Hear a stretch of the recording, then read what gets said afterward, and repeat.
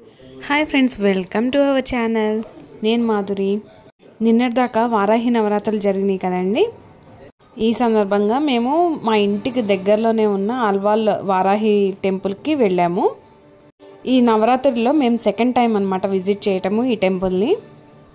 Temple చాలా చిన్నగా ఉంటుంది, కాకపోతే చూడడానికి చాలా బాగుంటుంది। ఇంకొకటి ఇక్కడ టెంపుల్ లోపల వీడియో తీద్దామంటే కుదరలేదు, వాళ్ళు ఆ అవకాశం ఇవ్వలేదు। తీస్తుంటే అక్కడ వీడియో క్లిప్పింగ్స్ డిలీట్ చేసేస్తున్నారు అన్నమాట। వాళ్ళ ముందలే పిలిచి మరి డిలీట్ చేశారా లేదా అని చెక్ చేస్తున్నారు। ఇంకా డిలీట్ చేయకుండా ఏమన్నా ఉంటే ఆ ఫోన్ తీసుకెళ్ళి హుండీలో వేసేస్తామని బెదిరిస్తున్నారు కూడా।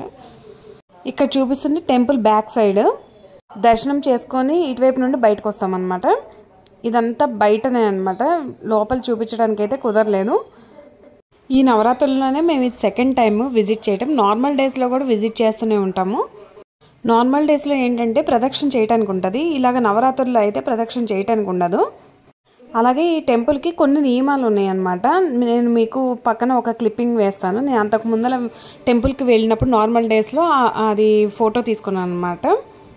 మీరు ఒకవేళ వెళ్తే ఈ టెంపుల్కి నార్మల్ డేస్లో వెళ్ళడానికి ప్రయత్నించండి, కొంచెం టైం స్పెండ్ చేయడానికి ఉంటుంది, ప్రదక్షిణ కూడా చేయడానికి ఉంటుంది। అలాగే ప్రదక్షిణ 27 సార్లు శ్రీ తిరుక్కన్ మహాసింహ వారాహి దేవి నమః అని అనుకుంటే 27 సార్లు ప్రదక్షిణ చేస్తే అమ్మవారి అనుగ్రహం పొందొచ్చని ఇక్కడ భక్తుల నమ్మకము।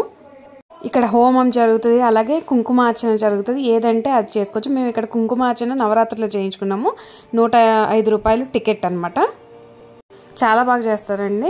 హోమం కూడా ప్రత్యేకంగా కొన్ని రోజులు చేయించుకుంటే మంచిదని అక్కడ పంతులు చెప్తారు, ఒకసారి కనుక్కొని చేయించుకునే ఉద్దేశం ఉంటే చేయించుకోండి, చాలా మంచిది వారాహి టెంపుల్లో చేయించుకుంటే। మోస్ట్లీ నేను వేసిన క్లిప్పింగ్లోనే మీకు అన్ని వివరాలు ఉంటాయి, ఒకసారి చూడండి, ఒకసారి స్క్రీన్ షాట్ పెట్టుకోండి ఈ వీడియోలో నుండి చూసి। నేనైతే ఈ వీడియోని బయట నుండే తీసానండి, లోపల తీయడానికి అసలు కుదరలేదు, ఏమనుకోవద్దు।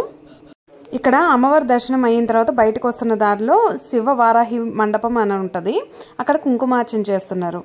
Okay friends, thanks for watching this video.